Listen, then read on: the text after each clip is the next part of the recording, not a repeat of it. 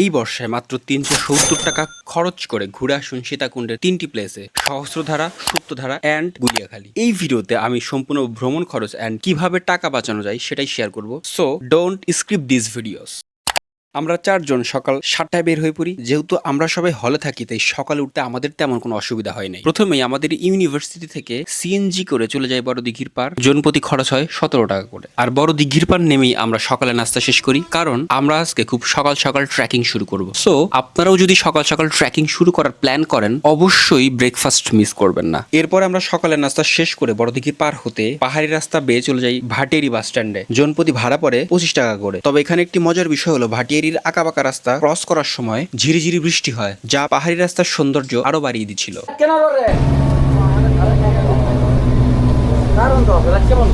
ভাটিয়ারি বাস স্ট্যান্ডে পৌঁছানোর পরে রাস্তা ক্রস করে চট্টগ্রাম শহর থেকে ছেড়ে আসা ৮ নম্বর বাসে উঠে পড়ি। মূলত এটি ছিল লোকাল বাস, তবে সবসময় এত বেশি ক্রাউড থাকে না। প্রায় ২০-২৫ মিনিট বসে থাকার পরে আমরা পৌঁছে যাই সীতাকুণ্ড ইকো পার্কের সামনে। ভাটিয়ারি থেকে সীতাকুণ্ড ইকো পার্কের সামনে আমাদের আসতে জনপ্রতি খরচ হয় ৩০ টাকা করে।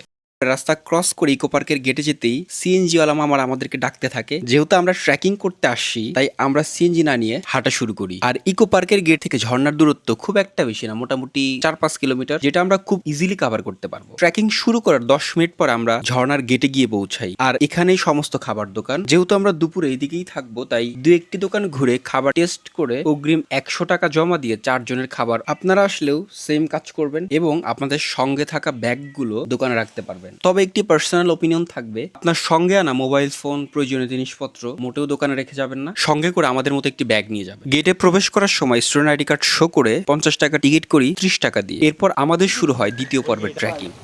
আর এবারের রাস্তাটা বেশ আঁকাবাঁকা পাহাড়ি রাস্তা। নির্জন প্রকৃতি পেয়ে যত সামনে যাচ্ছিলাম, তত আমাদের চ্যালেঞ্জিং মনে হচ্ছিল। এই ঝর্ণার পুরোটা রাস্তা আসলে পাহাড়ি রাস্তা, ঢাল বেয়ে উপরে উঠতে হয়। সো যারা ফ্যামিলি নিয়ে আসবেন কিংবা ফ্রেন্ডের মধ্যে ফিমেল থাকবে, আপনারা ট্রান্সপোর্ট নেওয়ার চেষ্টা করবেন। আর যদি আপনার ফিটনেস ভালো থাকে, তাহলে আমাদের মতো ট্রেকিং করতে পারেন। আর এখানে ওয়াশরুমের ব্যবস্থা কিন্তু তেমন একটা নাই। স্টার্টিং এর দিকে আপনার ওয়াশরুম পাবেন। প্রায় ১৫ মিনিট হাঁটার পরে আমরা চলে আসি সুপ্তধারার কাছাকাছি। কিন্তু আমরা প্রথমে যাব সহস্রধারা, কারণ মাত্র ১৫ মিনিট ট্রেকিং করে ঝর্ণায় নেমে পড়লে আমরা পরবর্তীতে উপরে ওঠার এনার্জি হারিয়ে ফেলবো। আর সুপ্তধারা ঝর্ণা তুলনামূলক অনেক বেশি গভীরে। এরপর আমরা টানা ২০-২৫ মিনিট ট্রেকিং করে চলে আসি সহস্রধারায়। যে কোনো ট্রেকিং শুরু করার আগে আপনারা পর্যাপ্ত পরিমাণে খাবার পানি নেবেন, কারণ মাঝে আপনি তেমন কোনো দোকান পাবেন না। এই পুরো রাস্তায় মাত্র ২টি দোকান পেয়েছিলাম, তাও খাবারের দাম ৫০% বেশি। তাই ট্রাই করবেন প্রয়োজনীয় খাবার বা মেডিসিন নিয়ে আসা। এরপর আমরা যেহেতু প্রায় চলেই আসছি, তাই আস্তে আস্তে সিঁড়ি বেয়ে নিচে নামতে থাকি। প্রায় ১০ মিনিট সিঁড়ি বেয়ে নিচে নামার পরে প্রথম ঝিরির দেখা পাই। যদিও এখানে তেমন একটা পানি ছিল না, তবে রাস্তাটা ছিল মোটামুটি পিচ্ছিল। পানি অনেক ঠান্ডা। তো আমরা সহস্রধারা ১-এ আছি। এটা সহস্রধারা ১ ঝর্ণা। আমার ঠিক উপরে ওয়াটারফলটা। এখানে অনেক মানুষ। তো আপনারা যখন আসবেন এখানে, সবাই ট্রাই করবেন যে গ্রুপ করে আসতে, তাইলে অনেক মজা পাবেন। আদারওয়াইজ গ্রুপ না করলে মজা পাওয়ার পসিবিলিটি খুবই কম। আর এখানে আজকে পানিটা একটু কম, আজকে বৃষ্টি হয় নাই। গত ২ দিন ধরে বৃষ্টি চলতেছে। যেটা এক্সপেক্ট করছিলাম ওইরকম পানি আমরা আসলে পাই নাই। সহস্রধারে অনেকক্ষণ থাকার পরে আমরা নিজেদেরকে গুছিয়ে নিয়ে পরবর্তী গন্তব্যে যাওয়ার জন্য প্রস্তুত হয়ে নেই। আবার পাহাড়ি রাস্তা, মাথার উপরে রোদ, দুপাশে গাছ, নীরব প্রকৃতির মাঝখান দিয়ে হেঁটে চলা। প্রায় ১০ মিনিট পরে আমরা পৌঁছে যাই সুপ্তধারার কাছাকাছি। মজার বিষয় হলো, আমরা যখন প্রথম ট্রেকিং করে আসছিলাম, তখন আমাদের সময় লেগেছিল ২০-২২ মিনিট, কিন্তু ব্যাক করার সময় আমাদের লেগেছিল মাত্র ১০ মিনিট। সুপ্তধারা ঝর্ণাটি সমতল থেকে অনেক নিচে। যদি আপনার উচ্চতায় ফোবিয়া থাকে, তাহলে যাওয়ার দরকার নেই, কারণ এই ঝর্ণা যাওয়ার পুরোপুরি সিঁড়ি এখন পর্যন্ত হয় নাই। তাই বৃষ্টির দিন হলে স্লিপ করার ব্যাপক সম্ভাবনা আছে। আর একবার স্লিপ করলে একদম নিচে। তবে আপনি যদি কষ্ট করে একবার নিচে নামতে পারেন, ভাগ্য ভালো থাকলে ২টি বন্য পানি দেখতে পারেন, যেমনটি আমরা দেখেছিলাম সাপ এবং বানর। যদিও সেগুলো ক্যামেরায় বন্দি করা সম্ভব হয়। নিচে নামার পরে বেশ কিছুক্ষণ ঝিরির মধ্য দিয়ে হেঁটে সামনে যেতে হয়। যদি ওই দিন তেমন একটা পানি ছিল না, তবে এই সিজনে গেলে আপনি ভয়ঙ্কর একটা সিন পাবেন।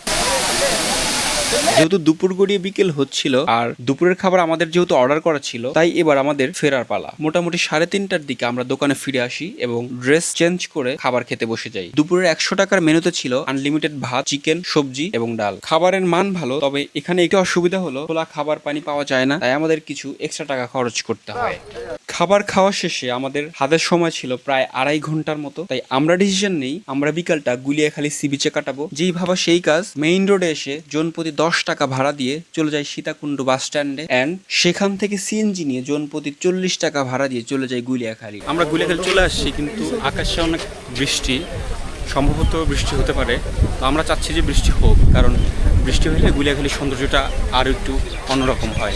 আমরা ফার্স্ট ইয়ারে যখন এইখানে আসছিলাম তখন আসলে যার উপর দিয়ে হেঁটে যাচ্ছি এরকম কোনো বাঁধ ছিল না, তখন এইখান থেকে আমাদের নৌকায় করে যাইতে হয়েছে ভাড়া দিয়ে, কিন্তু এখন দেখতেছি অনেক চেঞ্জেস আসছে এখানে। গুলিয়াখালী বিচতে নতুন কোনো কিছু বলার নাই, one of the most favourite place, যেখানে আমি খুব নির্দ্বিধায় চলে আসতে পারি। আমি ফার্স্ট ইয়ার একবার আসছিলাম, সো আমার তখনকার এক্সপিরিয়েন্স অনেক বেশি ভালো ছিল, এবং ইভেন হচ্ছে আমি কক্সবাজার যখন যাই তার গিয়ে আমার মনে হয়েছে যে কিছু একটা মিসিং, আর সেইটা হইতেছে গাছ।